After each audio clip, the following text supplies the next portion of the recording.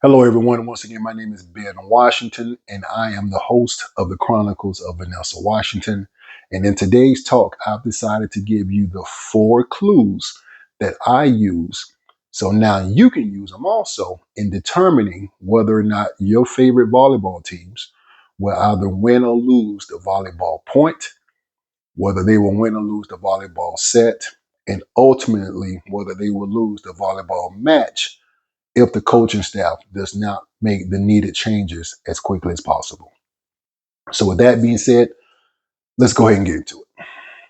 For this example, let's say the team that I'm cheering for, they're called the cookware team. So at any point in the game, when the opposing team is passing or serving the ball to my team, the cookware team, and if my back row personnel is not able to successfully control the ball by getting it to the setter. So if my back row personnel touches the ball any place on her body and the ball goes out of bounds, that's going to be the quickest point for the opposing team. So that's the first clue that your team is not doing well. The second clue that you need to look for is when your back row personnel, for this example, part of the cookware team, is not able to successfully and smoothly pass the ball to the setter. Now, how do you know when the setter has received a bad ball? Is when the setter has to run all over the court to be able to then gather her feet, set her feet, and pass the ball to one of her 3 attackers that's on the front row. Here's a great example. If your setter has to run hard to the left, there's a great chance, and logically, she's going to pass the ball to that attacker, which is going to be the outside. So if I'm the defender, I'm simply going to shift over and I'm just going to wait patiently because I'm waiting to accomplish 2 things. When that setter finally releases that ball to that frontline attacker, which probably will be the outside, the defenders are looking to do 2 things. Either get a great touch, so now they can start setting up their offense, or B, they're looking to completely stonewall that ball and earn the point by blocking that ball on the side of the cookware team. If the setter has to sprint to the right side, same logic applies. She's probably going to set the ball to the right side. And if I'm the defender, I'm simply going to shift over. I'm going to block the cross, and the other young lady is going to block the line. And we're just going to wait patiently. And we're either going to get a great touch and then set up the offense if I'm on the opposing team, or there's going to, once again, try to block that ball on the side of the cookware team for an easy point. That's strike 2. That's second clue. The third clue is if your setter has limitations and she has favorites. So if I'm the opposing team, I'm watching footage on your setter, and I've determined that your setter is going to primarily 60 or 70% of the time set this one person. So if I'm the opposing defenders, I'm always going to cheat to the side of the young lady that's always being set the ball by the cookware setter. And I'm just going to wait patiently because I know it's going to happen. And once again, I'm looking to accomplish 2 things if I'm the defenders: to get a great touch, to now set up our offense, or B, I'm looking to block the ball on the side of the cookware team. Now, you're also going to have setters, once again, that have those limitations to where they prefer to set the ball only to certain front zones. And if I'm the opposing team, I've watched enough footage on the cookware team to be able to know where, more than likely, I'm going to take a real good gamble on where that setter is going to set the ball. And I'm going to simply cheat to that side and do what? I'm going to wait for a great touch or to accomplish a great block on the side of the cookware team. That's the third strike. The third clue you need to look out for. The fourth clue you need to look out for is this. Is if your back row personnel has finally been able to successfully control the ball, she's been able to pass the ball successfully to the setter. And you want a setter that can evenly distribute the ball to each of her three attackers. What that does is very simply, it keeps the defenders guessing. So now, if you have a setter that doesn't show any favoritism, if you have a setter that can hit every attacker in every zone, guess what those defenders have to do? They have to now line up almost directly in front of those attackers. So no more are they able to shift mainly to one side and wait patiently for that ball.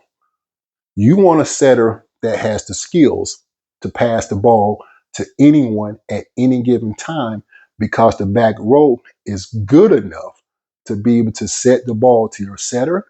She doesn't have to sprint all over the court, and she can quickly, when the back row passes her the setter can quickly set her feet and figure out who she's going to get the ball to as quickly as possible. Now, here's the fourth clue that your team is not doing well. When a setter can evenly distribute the ball to her attackers, and if those attackers on the front row have decided that they're not going to be front row assassins and they're going to be professional tippers, they're just going to tip the ball over the net. They're going to be professional blood drop tippers, right? That's the fourth clue that your team is in trouble because your front three, as I like to refer to them, they are your assassins. They are there to do a few things when it comes down to running a successful offense. They're there to win the point. They're there to crush the ball. They are on that front line because they don't wait for the other team to give them permission to win. When the setter sets them the ball, they are automatically inclined to do one thing, and that's crush the ball. And now they understand after they've crushed the ball so many times that now that defense, they're going to be overly aggressive. And as that defense is constantly now pressing, now you can professionally do the blood drop because you have all this open area behind those front line defenders where the ball can easily drop. But if you have not, as the attackers on the cookware team, if you have not earned the respect of the defenders, why are you tipping the ball? If you receive a great set or a set that may not be great, but you got to hit that ball as if it was a great set. You have to earn the right to tip that ball over your defenders.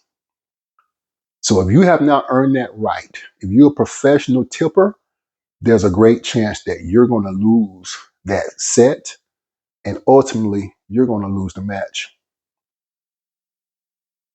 In the game of volleyball, it's about taking great chances. It's about earning your keep. It's not about who's nice. As you move up the ranks from high school to college to pros, it's about thundering that ball through your opponent's side on the court. And if you're not that person, if you don't have that mentality to thunder that ball, to hit that ball with straight killer mentality, I'm going to request that you quit the game as an attacker and you move to the back row and be the person that's going to simply pass the ball successfully to the setter. and give room and opportunity to those young ladies or those women that are able to hit the ball with pure thunder, hit the ball with pure passion, and have absolutely no regrets if the ball hits the defender anywhere on their body. They're part of the game. This is about being relentless when you're on the volleyball court. So those are my 4 clues that I look for in determining whether or not my team is going to be successful at losing the match. So in other words, let me reverse that. If my back row can keep the ball in play, that's what I'm looking for. Second thing I'm looking for is if my back row can successfully pass the ball to my setter, to where my setter is not running all over the court trying to field the ball and then give the ball to the attackers properly. The third thing that I'm looking for is for my setter to be able to evenly distribute that ball to my 3 attackers at will, whenever she feels like it. To have a setter that knows that it's her job to keep the defenders guessing at who she's going to pass the ball to. That's the third one. Fourthly, I am looking for those frontline attackers. I'm not looking for those young ladies that are professional tippers. Stop playing the game of volleyball as an attacker. Get on the back row, get on the sideline, and let those that have a mentality that want to win the conference or want to play for a natty move over. Create room for those that are serious about the game, that's excited about the game.